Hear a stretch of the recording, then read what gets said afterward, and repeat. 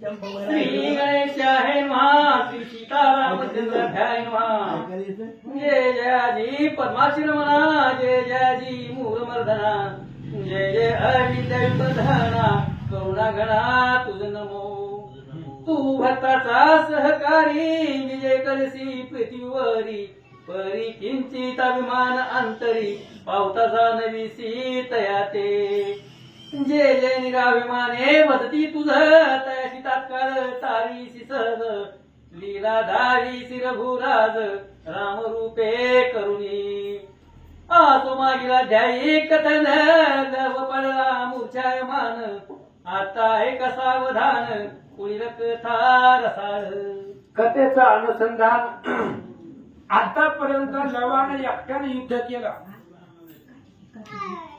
आणि 54व्या अध्यायामध्ये घोडा पकडलेला होता लवानं 63 वाद्य चालू आहे 9 वाद्य झाले एकट्या लवाचा पराक्रम आहे त्यामध्ये सीतेचं चरित्र निघालं 3-4 अध्याय आणि मग घोडा पकडल्याबरोबर शत्रुघ्न मागून गेला लवणासुराला मारलेला बाण सोडला आणि हृदयावर लागून मूर्छित पडला त्यावेळेस लवासोबत जी ऋषींची मुलं आलेली होती ती कशाला आलेली होते वाल्मिक ऋषींनी सांगितलं होतं समिधा घेऊन या पूजेसाठी म्हणून ऋषींची कुमार आणि लव आलेला होता घोडा पकडला त्यावेळेस लवाला पोरं सांगत होती घोडा सोडून द्या पण लवाने सांगितलं तुम्हाला जायचं असलं आश्रमाला जावा मग ती तिथंच लपून बसली होती लव काय काय करतोय बघायला आणि ज्यावेळेस लव मूर्छित पडला त्या शत्रुघ्नाने त्याला जमिनीवर रथावर पाडलं आणि रथावर बांधून घेऊन चालला त्यावेळेस ही मुलं जी सोबतीची होती ती घाबरली आणि पुन्हा महागारी पळत पळत आश्रमात आली शेष म्हणे वाचायला लव पडला रे नागना जय मिळाला शत्रुघ्ना म्हणून वीर आनंदले आणि मग इकडं शत्रुघ्नाला जय मिळालेला होता लव रणांगणामध्ये पडला गेला म्हणून सर्वांना आनंद वाटला किरीट कुंडली अलंकृत ऐशाला वासी घालून रथात चालिले वाद्य वाजवीत आनंदेसी तेधवा मग नाना प्रकारचे वाद्य आहेत किरीट कुंडल शोभिवंत वीर आहेत आनंद उत्सव साजरा करीत निघाले संगे ऋषी आज्ञेसी समिध सामग्री अनावयासी ऋषी पुत्र गेले होते वनासी तयारी सकळ अवलोकी दे वाल्मिक ऋषींनी लवासोबत 4-5 असणारे ऋषींची मुलं सोबतीला देऊन वनामध्ये समिधा आणण्यासाठी पाठवलेलं होतं आणि ही जी काही लवा सोबतीची ऋषींची मुलं होती त्यांनी बघितलं शत्रुघ्न आणि बाकीचं सैन्य लवाला घेऊन चाललेलं ते पळत पळत म्हातारे आश्रमाकडे आले आणि सीतेची भेट घेतली सकळ वीर ऐसे पाहून सत्वर आश्रमी धावून ऋषिकुमार येते सीते जवळी पै आणि त्या मुलांनी पाहिलं की लवाला बांधून रथावरती बसवून घेऊन चालले ती त्यावेळेस ऋषींची मुलं पळत पळत सीतेपाशी आली आणि सीतेला काय म्हणतात म्हणती माते तुझा सूत आम्हा सांगे आला वनात ते एक अश्वप्रत धैर्य देणे बलात्कारे आणि ऋषींची मुलं सीतेला सांगू लागली आई साहेब वाल्मिक ऋषींच्या आज्ञेवरनं आम्ही समिधा आणायला वनात गेलो होतो आमच्या सोबत तुमचा लवई होता पण त्या वनामध्ये कुठला तरी घोडा आला आणि घोड्यावर जे लिहिलेलं होतं ते त्यानं वाचलं तयाच्या मस्तकीचे पत्र काढून वाची तुझा पुत्र यज्ञाकार्याने अश्ववर कवने राये सोडिलासे आणि मग आम्ही सगळे वनामध्ये गेल्यावर तिथे एक घोडा आला त्या घोड्यावरती मस्तकावर पत्रिका लिहिलेली होती लव त्या घोड्यापाशी गेला त्या मस्तकावर जी पत्रिका होती ती पत्रिका त्यानं वाचली तयाचे बांधिले कर्दळीवरी आम्ही वारिता न मानी निर्भीड आम्हाला गुणी म्हणून आम्ही दुरावलो आणि त्यानं ती घोडा कर्दळी वनाला बांधला त्या घोड्यावर काय लिहिलं होतं त्याचं त्याला माहिती त्यानं वाचलं आणि ती कर्दळी वनाला बांधला एका झाडाला कर्दळी वनातील एका झाडाला आम्ही सांगितलं बाबा कुणाचा घोडा आहे कशाला आपल्याला काय करायचंय समिधा घेऊन चल पण त्यानं आमचं ऐकलं नाही आणि घोडा बांधला युद्धाला उभा राहिला आम्ही मग लपून बसून बघितलं रक्षक दूत सोडू पाहती हया प्रत तयाचे भाव तोडून समजत पळविले तव पुत्रा 54व्या अध्यायामध्ये आपण ऐकलेली कथा होती. त्या लवानं घोडा त्या कर्दळी वनात झाडाला बांधला आणि ती रक्षक आलेली होती घोड्याची पाठी मागून. लवाने सांगितलं हिंमत असेल तर सोडून घेऊन जावा म्हणून ती सोडायला चालली. लवानं बाण सोडला, हात कापून टाकले. मारुती सकळ सेनेसी वीर आले युद्धासी लवे जिंकून तयासी भूमीवरी पाडिले. आणि पाठीमागून अफाट सैन्य आलं. लवानं सगळ्यांना जिंकलं, जमिनीवर पाडलं. मग तयाचा राजा येऊन युद्ध करीत दारून तोही पडला मूर्छायमान लवे जय मिळविला. आणि पुन्हा त्या सगळ्यांचा राजा ती राजा युद्धाला आला आणि त्या राजाला सुद्धा तुमच्या लवानं मूर्छित पाडलं आणि लवाला विजय मिळाला. परी मूर्छित राजा उठोनी लवाशी तुंबळ युद्ध करोनी पाडिता झाला रे रंगणी मूर्छायमान तत्काळ. पण ती लवानं मूर्छित पाडलेला त्या सैन्याचा राजा पुन्हा सावध झाला आणि सावध झाल्याबरोबर लवाबरोबर युद्ध केलं आणि लवाला मूर्छित पाडलं. आता घालून रथावरी नेत असती आपुल्या घरी तुझ का वयसतवरी आम्ही राहून आलो पै. आणि सीतामाई ते आता लवाला बांधलंय त्यांनी रथावरती. आता रथावरती घालून ते त्यांच्या गावाला घरला घेऊन जातील म्हणून तुम्हाला सांगायला आम्ही इथं आलो. ऐकून ऋषी पुत्राचे वचन सीता शोक करी दारून मने भाय कासाया लागून अश्वधरीला तयाचा. अशा प्रकारचं त्या ऋषी कुमारांचं बोलणं ऐकलं. सीतेला दुःख वाटलं. सीता रडू लागल्या आणि मनातल्या मनात बोलू लागल्या काय गरज होती पुण्या राजाचा घोडा कशाला विनाकारण पकडला म्हणून रडू लागल्या. रावण राजा अधर्मी रथ पाडिले बालक प्रत दयाने आले किंचित कैसा निर्दय न कळे तो. सीता रडू लागल्या आणि सीता बोलू लागल्या कोणता राजा आहे तो अधर्मी. त्या राजाला कळत नाही का स्त्रीवरती बाळावरती निशस्त्रावरती बाण सोडू नये. मग ती बाळ होतं 10-12 वर्षाचं मग त्याच्यावरती बाण सोडायची सोडलीच कस काय त्याला. असा अधर्मी राजा कोण होता.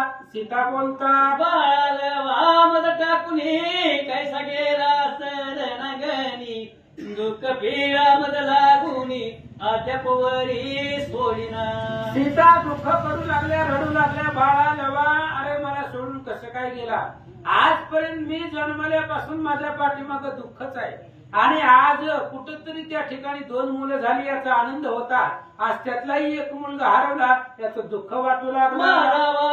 सुकुमार कैसा सोशील तीक्ष्ण सर काय कराव्या तसतवर कोण तयासी सोडविल. सीता बोलू लागल्या माझा बाळ सुकुमार आहे. लव लहान होता 10 वर्षाचं 12 वर्षाचं लेकरू आणि त्या राजांचं एवढे कठोर बाण तो कसा सहन करील. आता त्या लवाला घेऊन चालले त्याला कोण सोडविलं. सीता माता बोलता जरी कुश असता बळी तरी धावता एकाळी कैसे प्रार्थन विचित बळी न सोडी अजूनी अम्मसी. जर कुश इथं असता आता जर आश्रमामध्ये माझ्यापाशी जर कुश असता तर आताच्या आता जाऊन कुशानं त्या सगळ्या सैन्याला मारलं असतं आणि लवाला सोडवलं असतं. पण काय करावं कुश पण जवळ नाही. माझ्या वासी नाही रथ कैसे युद्ध केले तेत काय झाले असेल गत न कळे दुःख तयाचे. सीता माता रडू लागल्या माझ्या लेकराला रथ नाही माझ्या बाळाला रथ नाही पायानं चालत गेलेला होता तो आणि ते राजे सगळे रथावरती बसून आले असतील मग माझ्या लेकरानं कसं त्यांच्या बरोबर युद्ध केलं काय रणांगणावरती झालंय काही कळना. लवा तुमच्या योगे करून रामविरह विसरे पूर्ण कैसा गेला समज टाकून येई धावून झडकरी. आणि सीता माता बोलू लागले लवा अरे तुम्हा 2 लेकरांमुळे मी सुखी आहे. त्या रामचंद्राच्या विरहाचं नवऱ्याच्या विरहाचं दुःख मी तुम्हाला बघून विसरलं आणि तुम्हाला बघून एवढा आनंद प्राप्त झाला होता. सीता माता बोलता सेना पर्याठून सीता करी घोर रुदन देव कुश उज्जैनी होऊन आला ऋषी समयत. आणि अशा प्रकारे सीता खूप दुःख करत होती रडत होती आणि कुश उज्जैनाला तीर्थाला गेलेला होता अरे अनेक ऋषींचा मेळा घेऊन तो गेलेला होता आणि उज्जयिनीचं तीर्थ करून कुश माघारी आला. मागवते चतुर्दशी दिन शिवरात्र म्हणती लागून महाकाळेश्वराचे दर्शन कारण गेला होता तो कुश. आणि मग कुश कुठं गेला होता तर माघवते चतुर्थीशी म्हणजे शिवरात्रीच्या दिवशी महाकाळेश्वराचं महादेवाचं दर्शन घेण्यासाठी उज्जैनीला कुश गेलेला होता असं सांगतात. ब्राह्मणाच्या शिर वचन घेऊन ऋषी सह परतोन सीतेजवळ पातला. मग तिथं उज्जैनीला गेला, महादेवाचं दर्शन घेतलं, सगळ्या ऋषी मुनीचं दर्शन घेतलं आणि पुन्हा ऋषी समवेत माघारी आश्रमात आला. व माता असे दुःखित पाहुणी झाला विस्मय चित्त. दक्षिण भाऊ स्फुरण पावत युद्ध चिन्ह होत असे. आणि आश्रमामध्ये आल्याबरोबर कुशानं पाहिलं तर आई रडू लागलेले, मोठमोठ्यानं आक्रोश करू लागलेले. दक्षिण भाऊला स्फुरण येतंय, महाभयंकर युद्ध होईल असं त्याला वाटू लागलं. तैसे चितयाचे अंतकरण युद्ध लागी इच्छ पूर्ण. आयसे होऊ लागेल शकून उषा जागी तत्काळ. आणि कुश आश्रमाला येत असताना भाऊ हाताला उजव्या हाताला स्फुरण आलेलं होतं आणि त्याच्या मनाला वाटत होतं की युद्ध करावं अशा प्रकारची इच्छा धरून कुश येत होता. मग म्हणे माते लागून दुःख करीसी काय कारण. मज सारे का पुत्र सोन देव अश्रुपात का होती. मग कुशाने विचारलं आल्या आल्या सीतेला, आईला म्हणजे आई रडायला काय झालं. अरे माझ्यासारखा मुलगा तुला असताना तुझ्या डोळ्यामध्ये आज पाणी आहे, का रडायला लागली, काय दुःख आहे सांग. आली मम बंधू देव वीर कोठे असे सांग सत्वर. खेळा भया गेला दूर किंवा काय मज सांगे. आणि कुशानं आल्या आल्या सीतेला आईला विचारलं, आई लव कुठं आहे, मी आल्याबरोबर रोज माझ्या समोर येत असतो, मग आज कुठं आहे, खेळायला गेला का कुठल्या कामाला पाठवलं, लव कुठं गेला सांग. ज्ञानपणे मज शोधावया गेला असे की कवने ठाया. मज लागी भेटावया आला नसे की निमित्त. कुशाने सीतेला विचारलं, आई लव माझ्या पुढे आला नाही, मला भेटायला आला नाही, किंवा मी तीर्थाला गेलो म्हणून मला शोधण्यासाठी तो कुठं गेलाय का काय, कुठं गेला सांग. आयशाय कोणी सीता सुंदरी हंबरडा फोडून शोक करी. म्हणे बाळा अंबावरी संकट आज ओढवले. आणि आल्या आल्या कुशानं लवाची चौकशी केल्याबरोबर सीतेला खूप दुःख झालं. सीतेनं मोठ्यानं हंबरडा फोडून सांगितलं, कुशा आज प्राणांतर्य माझ्यावर आली. तुझा बंधू वना लागून गेला ऋषी यज्ञ करून.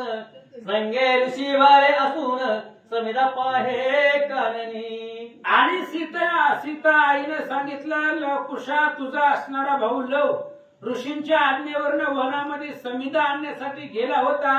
तिथं गेल्यावर काय झालं, देव कवण्यारायाचा रहावर देखोनिया परम सुंदर. धरिता मस्तकी देखील पत्र देवाचिले बालके. आणि कुशा लव वनामध्ये गेलेला होता. तिथं गेल्यावर कुठल्या तरी राजाचा घोडा तिथं आला. आल्याबरोबर सुंदर अशा प्रकारचा घोडा होता. लवानं बघितला, त्याच्या मस्तकावर काय लिहिलं होतं ती लवानं वाचलं आणि घोडा पकडला. यज्ञ करणे त्या हया सोडले पृथ्वी जिंकावया. मागून रक्षण करावया वीर असती अपार. आणि कुशा यज्ञ करण्यासाठी त्या कुठल्या राजानं घोडा पृथ्वी प्रदक्षिणाला सोडलेला होता. आणि लवानं घोडा पकडल्याबरोबर त्या घोड्याचे जी काही राखणदार होतं सैन्य ती पाठीमागून आल्या. जो कोणी धरील येते तेने करावे युद्धाते. ना तरी शरण रक्षकाते यावे ऐसे लिहिले. आणि त्या घोड्याच्या मस्तकावर लिहिलेलं होतं, जो कोणी सामर्थ्यवान बलवान आहे त्यानं घोडा पकडावा, नाहीतर घोड्याचे जे रक्षणदार आहेत राखणदार आहेत त्यांना शरण यावं असं लिहिलेलं होतं. देवा तुम्ही रवासी कोद येऊन मानसी. अश्वभांडीला कर्दळीसी सर्वदक्षत पातले. आणि कुशा ते असणारी घोड्याच्या मस्तकावरची पत्रिका लवानं वाचली. लवाला राग आला, त्यानं घोडा पकडला, कर्दळी वनामध्ये झाडाला बांधला आणि तेवढ्या वेळामध्ये घोड्याचे राखणदार पाठीमागून आले. तयासी युद्ध करून जय पावला लवजान मग राजा युद्ध लागून तयासही पाडिले. मग त्यावेळेस जी काही राखणदार होते ते राखणदाराबरोबर विजय मिळवला. लवानं त्यांना मारलं. पाठीमागून अनेक सैन्य आलं. त्या सैन्याला सुद्धा लवानं मारलं, विजय मिळवला. हरिराये मूर्छा सावरून युद्ध केले अतिदारून शेवटी लवास बिंधून पाडिले आता समरंगणी. उषा त्या आपल्या बाळानं लवानं एवढा पराक्रम केला. त्यांचा जो मुख्य राजा होता त्या राजाला सुद्धा मूर्छित पाडलं. पण काही वेळानं तो राजा सावध झाला आणि लवा बरोबर घनघोर युद्ध केलं आणि लवाला पकडलं, बांधून रथावर घातलं. घालून या रथावरी लवाशी येती आपुल्या घरी ऐसे मज सरुषी कुमारी येऊन आणि दिले. कुशा ते असणाऱ्या राजानं लवाला पकडलं, आपल्या रथावरती घातलंय आणि आता ती त्यांच्या गावाला घेऊन चाललेत लवाला, असं मला ऋषींच्या पोरांनी आता येऊन सांगितलं. आता काय करवी गती कोण सोडवीन तया प्रती ऐसे वरून भूमी प्रती अंग टाकी सती ते. आणि मग सीता म्हणू लागले, आता माझ्या बाळाला त्या लवाला कोण सोडवणार, कोण जाणार त्या सैन्याबरोबर युद्ध करणार, त्याला कोण सोडवणार. म्हणून सीता माता जमिनीवर लोळू लागल्या. कुश म्हणे ओ माथे आता न करी शोकाते सोडून आणि लवाते ऐसे जाण निचे. आणि आई रडायला लागल्याबरोबर हंबरडा फोडायला लागल्यावर कुशाने सांगितलं आईला, आई रडू नको म्हणले. आताच्या आता जातून जेवढे बी सैन्य आहे त्या सगळ्या सैन्याला मारतो आणि माझ्या भावाला लवाला सोडवून आणतो. मजसी करील युद्ध कंटन ऐसा न देसे वीर कोण जरी का आला होन तरी पोडीन ममवाने. कुशानं सांगितलं आई माझ्याकडे किती ताकद आहे तुला माहिती आहे. काळ जरी माझ्या पुढे युद्धाला आला तरी त्या काळाला सुद्धा मी जिंकेल. मग ते असणाऱ्या सगळ्या सैन्याला मारतो आणि लवाला घेऊन येतो. जरी असेल वज्रधर किंवा उमा रमण शंकर तरी तयासी करून समर सोडवीन बंधुके. आई जरी तो असणाऱ्या त्या सैन्यामध्ये इंद्र जरी असेल किंवा महादेव असेल, ब्रह्म असेल, शंकर असेल, विष्णू असेल, त्यांच्या बरोबर युद्ध करेन आणि माझ्या भावाला सोडवीन. आता कासया शोक करीसी युद्ध धर्म क्षत्रियासी मूर्छा पावतरण भूमीसी कीर्ती होय त्रिभुवनी. आई का त्या कशासाठी रडते, का दुःख करते. लवानं पराक्रम केलेला आहे आणि शेवटी सगळ्यांनी मिळून त्याला मारलेला आहे. बाण सोडले, प्रखर बाण. त्यामुळे बाळ मूर्छित पडला. जरी पडला तरी ब्रह्मांडामध्ये कीर्तीच आहे. कुश सांगू लागला किरीट सत्वरी धनुष्य कुटीर खड्ग समग्री तोरे जाऊन या समरी सोडवी तो बांधवा. आई आता त्या आश्रमातलं माझं कवच, कुंडल, किरीट, धनुष्यबाण, बाण, भाता सगळं घेऊन ये. आताच्या आता जातो, लवाला सोडवून आणतो. माते तरी मी दया लागून सोडून ना परतोन तरी तो पायाची आण सत्य सत्य त्रिवाच्या. कुशाने सांगितलं आई मी जर माझ्या भावाला लवाला जर सोडून आणणारच आहे, तुझ्या पायाची शपथ घेऊन सांगतो की लवाला सुखरूप माघारी घेऊन येतो. आईच्या ऐकुनी कुशवचन सीते धीर आला पूर्ण मग अयोध्ये तयास येऊन मने सर्वदा जय असो. आणि कुशाचं प्रतापाचं बोलणं ऐकलं. सीतेला आनंद वाटला. सीता आतमध्ये गेल्या, त्याचं कवच, कुंडल, किरीट, जे काही धनुष्यबाण आहे सगळं हाता आणलं आणि आईनं आशीर्वाद दिला. जाऊन या त्वरित गती सोडवी आता जवा प्रती ऐसे वधून सीता सती आलिंगून आज्ञापिती. आणि सीतेनं कुशाला सांगितलं जा विजयी होऊन माघारी ये. म्हणून त्या ठिकाणी आज्ञा दिली. कुश निघाला. कुशे कवच किरीट घालून हाती घेतले धनुष गुण तैसेच खडग घेऊन तुनी रसगंधी बांधिला.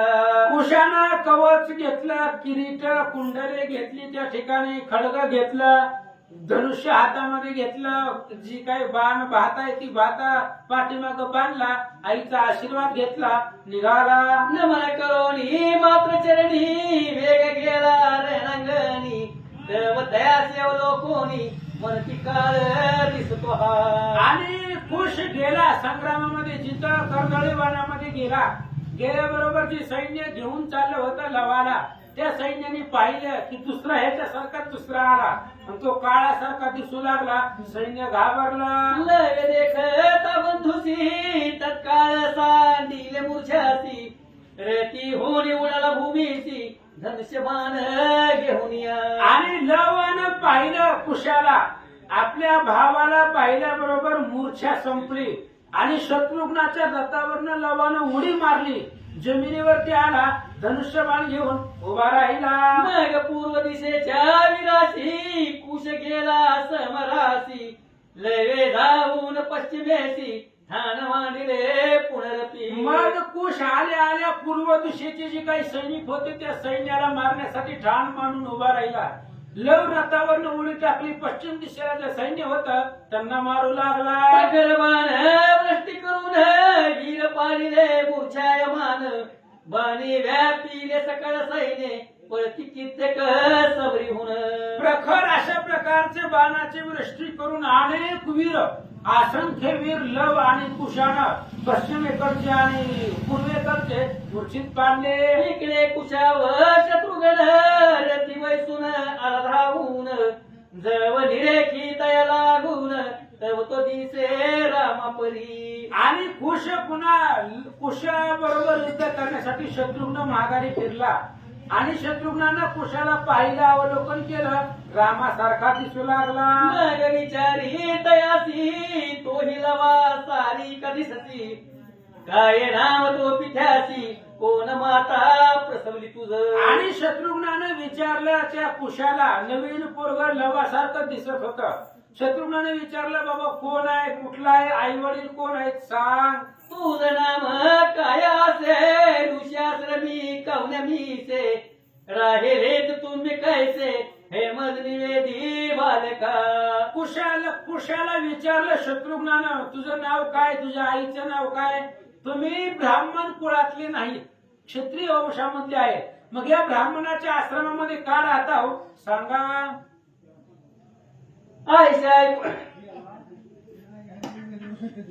ऐकून शत्रुघ्नाची वाणी कुश बोले गंभीर वचनी नामे कुस सिमज लागूनी तेरी ऐके पै आता.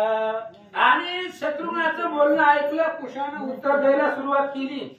तुला आमची नावं ऐकायचे तर आमची नावं सविस्तर सांगतो, लक्षपूर्वक ऐक. मज लागी कुश म्हणे ती तुझे असी लव बोली ती सीता पतिव्रताम प्रती प्रसवली वाल्मिक आश्रमी.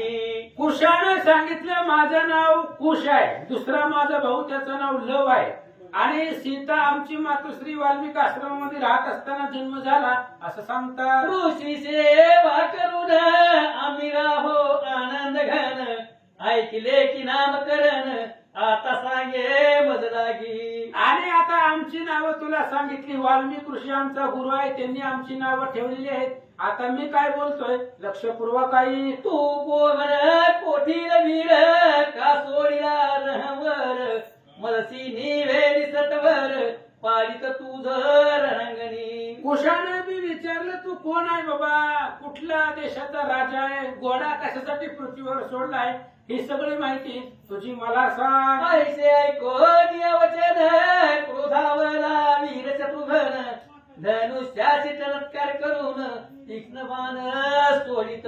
अशा प्रकारचं बोलणं ऐकल्याबरोबर लव कुशाला राग आला. धनुष्यात तीक्ष्ण अशा प्रकारचे बाण लावले गेले. हे तोडून कुशवीर हसून सोडी बाण प्रखर तव शत्रुघ्ने तयावर वृष्टी केली शराची. शत्रुघ्नाने सोडलेले बाण कुशाने तोडून टाकले. शत्रुघ्नाला राग आला. पावसाचे थेंब पडावे तसे बाणाचा वर्षावर शत्रुघ्न करू लागला. कुशेही तैसेच केले उभयवीरी गगनाच्या दिले तया मारी शत्रुघ्न सोडिले अग्नी अस्त्र कुशावरी. कुशानेही तशाच प्रकारचे बाण सोडले. आकाशामध्ये बाणाचा मंडप केला. आकाशामध्ये बाणच बाण दिसू लागले. शत्रुघ्नानं पाहिलं, अग्नी अस्त्र सोडला. दयाच्या ज्वाला निघती कुशालागी जाळू पाहती. तो पर्जन्यात सोडून शांती कुशी केली तत्काळ. आणि शत्रुघ्नानं अग्नी अस्त्र सोडलं. त्या अग्नीच्या ज्वाळाच्या ज्वाळा भयंकर त्या ठिकाणी भडका होऊ लागला. कुशानं पर्जन्य अस्त्र सोडलं. अग्नी विझवला. शत्रुघ्नाचे सैन्यावरी वृष्टी होय जलधारी. सेना वाहे एक सरी पूर चालले जळाचे. आणि ते असणाऱ्या कुशानं पर्जन्य अस्त्र सोडलं. त्याच्यामुळं पाऊस अफाट पडू लागला. ते अग्नी विझवला आणि शत्रुघ्नाचं सैन्य पाण्यात वाहून चाललं. सकाळ भरली हुडहुडी एकही शब्द नय तोडी. सेना होऊन बापुडी चिंते माझी पडली. आणि मग सगळ्या असणाऱ्या वीरांना हुडहुडी थंडी वाटू लागली. पाण्यामध्ये वाहून चालले. एकाच्याही तोंडामधून शब्द बाहेर येत नव्हता. थंडीनं कडकडून सगळे वीर गेले. ते पाहुणी शत्रुघ्न सोडी पवन अस्त्रा विमंत्रण. अद्भुत सुटला प्रभंजन उडू पाहे कुशाते. शत्रुघ्नानं पाहिलं आणि पाऊस थांबवण्यासाठी शत्रुघ्नानं वायू अस्त्र सोडलं. आणि त्या वायू अस्त्राच्या प्रभावानं कुशाला उडवण्याचा प्रयत्न करू लागला. तेने सोडून पर्वत वाई कोंडेला समत. खाली दडपून चूर्ण होत शत्रुघ्नाची सेना पै. आणि ते असणाऱ्या कुशानं वायू अस्त्र वारं थांबवण्यासाठी पर्वत अस्त्र सोडलं. आणि ती भयंकर पर्वत अस्त्राच्या दबावानं शत्रुघ्नाचं सैन्य त्या पर्वताखाली दबू लागलं. वज्रास्त्र सोडी शत्रुघ्न पर्वत टाकिले करून. नारायणास्त्र जपून उशे सोडिले तयावरी. आणि तेवढ्या वेळामध्ये शत्रुघ्नानं त्या पर्वताचं पीठ करण्यासाठी वज्रास्त्र सोडलं. आणि वज्रानं पर्वताला भुगा करून टाकलं. तेवढ्या वेळामध्ये लवकुशानं नारायणास्त्र भगवान श्री विष्णूचा मंत्र म्हणून शत्रुघ्नावर सोडला. त्या अस्त्र करून शत्रुघ्न पावला शीन. ऐसे पाहून सीतानंदन बोले तयासी उत्तर. आणि नारायणास्त्र कुशानं सोडल्याबरोबर भगवंताचं अस्त्र आहे ते भगवान श्री विष्णूचं. त्यामुळे शत्रुघ्न क्षीण झाला. त्याची ताकद संपली गेली. क्षीण झाल्याबरोबर कुशानं पाहिलं. कुश काय म्हणतो, तू असती महावीर मी जाणिले साचार. तुझसे नभाले नारायणास्त्र धन्य धन्य वीर तू. आणि कुशाने सांगितलं तू महावीर आहे, सामर्थ्यवान आहे, मी पाहिलेला आहे. आणि धीरवीर असल्यामुळं तुला माझ्या नारायणास्त्राचा प्रभाव होणार नाही. परी तीन वाली करून तुझ भूमी पाली तो धान. ना तरी ऐक प्रतिज्ञा वचन सत्य सत्य निवेदितो. कुशाने सांगितलंय नारायणास्त्राचा प्रभाव तुझ्यावर होणार नाही. पण 3 बाणाच्या आतमध्ये तुला मी मूर्छित पाडणार, जमिनीवरती पाडणार. आणि जर नाही पाडलं तर शपथ आहे. कोठ्यावधी जन्मांतरी मानव देही येऊन धरी. मोह पाहून सार्थक न करी तयाचे पाप मज जागे. कुशाने शपथ घेतली, कोट्यावधी जन्मामधून मानवाचा जन्म एकदाच भेटतो. आणि त्या मानवाच्या जन्माला आल्यानंतर ना जर मी माझ्या देहाचं जर सार्थक जन केलं नाही त्याचं पाप मला लागेल. आता होई सावधान सत्य करीतो प्रतिज्ञा वचन. ऐसे बोलून एक भान धनुष्यासी योजिला. आणि आता माझा असणारा बाण सहन कर म्हणून कुशानं शपथ घेतली, प्रतिज्ञा. आणि एक प्रखर तीक्ष्ण बाण धनुष्याला लावला. दिसे काळा परी जाऊन बैसवार दायावरी. तव शत्रुघ्न भक्त कैवारी रघुनंदन आठविला. आणि लवानं तू असणारा तीव्र अशा प्रकारचा काळासारखा प्रखर बाण धनुष्याला लावला कुशानं आणि शत्रुघ्नावर सोडला. पण शत्रुघ्नाने पाहिलं बाण येत असताना आणि भक्त कैवारी श्रीरामाचं ध्यान हृदयामध्ये केलं. आणि सोडून प्रकर बाण तोडीला प्रतिज्ञा मार्गन. तो कुशे धनुष्य लागून दुजा बाण योजिला. शत्रुघ्नाने रामचंद्राचं स्मरण केलं, बाण सोडला. कुशाचा पहिला जो एक बाण प्रतिज्ञेचा होता तो शत्रुघ्नानं तोडून टाकला. कुशानं दुसरा बाण लावला. सोडता धनुष्यापासून जाय युद्धले ते समान, तोही तोडीता झाला शत्रुघ्न रामस्मरणे करुनिया. कुशानं प्रतिज्ञेचा दुसरा बाण सोडला. विजेसारखा तळपत तो बाण निघाला. शत्रुघ्नानं राम नामाच्या बळावरती तोही बाण तोडून टाकला. मग कुशे मात्र चरण आठवून मानसी ध्यान, तिसरा सोडीला मार्ग हृदय लक्ष्मी शत्रूचे. मग कुशानं प्रतिज्ञेचा तिसरा बाण काढला. आणि प्रतिज्ञेच होती की 3 बाणामध्ये शत्रुघ्नाला पाडणार, म्हणून तिसरा बाण घेतला. आणि त्या तिसऱ्या बाणावर सोडताना आपल्या आईच्या चरणाचं स्मरण केलं आणि आईचं चरण दर्शन हृदयामध्ये आठवलं आणि बाण सोडला. शत्रुघ्नाचं हृदय लक्ष्मी बाण निघाला. चालता सावित्यावरी प्रकाश पडला सैन्यावरी, पाहून शत्रुघ्ने झळ करी बाण धनुष्य जोडीला. आणि तो असणारा विजेसारखा लखलखाट करीत तो बाण शत्रुघ्नाच्या सैन्यावरनं जात असताना येत असताना शत्रुघ्नानं पाहिलं, धनुष्याला बाण लावला. न सुटला इतक्यात प्रतिज्ञा बाण हृदय भेदत, तेने मूर्छा येऊन काही सूत भूमीवरी पडला. आणि त्या कुशाच्या तिसऱ्या बाणाचं निवारण करण्यासाठी शत्रुघ्नानं बाण धनुष्याला लावला. पण शत्रुघ्नानं बाण सोडायच्या आतमध्ये कुशानं सोडलेला बाण आला, हृदयावरती लागला आणि शत्रुघ्न मूर्छित पडला. सैन्यावादी हाकार वरतून पळती सकळ वीर, म्हणती आजी बरवा विचार न दिसे येथे आम्हासी. मग सगळे असणारे वीर विचार करू लागले. मुख्य राजा असणारा शत्रुघ्न, तो शत्रुघ्न मूर्छित पडला म्हणून दुःख करू लागले. ऐसे कथानक वर्तले शेषे वात्स्यायन निवेदिले, त्याची प्राकृत भाषा लिहिले संती आदरावे भावार्थे. अशा प्रकारचं कथन पाताळाच्या ठिकाणी शेष महाराजांनी वात्स्यायन ब्राह्मणाला सांगितलं. तेच प्राकृत भाषेमध्ये दत्तदास तुमच्या आमच्या पुढे मांडतात. रामाश्वमेध परम पावन भक्ती धरुणी केली आश्रवण, सकळ पाप निरसून नर तरेल भवर्णवी. आणि राम अश्वमेध ग्रंथ परम पावन आहे. भक्ती भावपूर्वक जर ग्रंथ ऐकला तर श्रोत्या वक्त्या सांगण्या वाचणाऱ्याचं सगळं पाप संपलं जातं असं फलश्रुती आहे. पुढे अध्यायी सुरथ वीर येईल युद्धव्रत, तैसेच सुग्रीव हनुमंत करीत युद्ध कुशासी. आता पुढच्या अध्यायामध्ये ह्या अध्यायात कुशानं शत्रुघ्नाला पाडलं. आता बाकीचे सुरत राजा आहे, वीरमणी राजा आहे, अनेक प्रकारचे राजा आहेत. त्यामध्ये सुग्रीव राजा आहे, अंगद आहे, हनुमान आहे.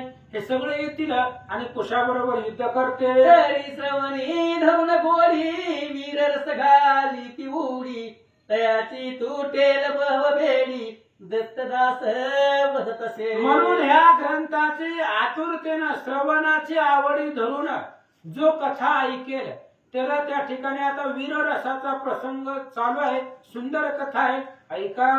इथे श्री पद्म पुराण पाताल खंडे शेषवास्यायन संवादे रामाश्वमेध शत्रुघ्न मूर्छा नाम त्रिशतमध्याय पुंडरी श्री ज्ञानदेव तुकाराम पंढरीनाथ भगवान की जय.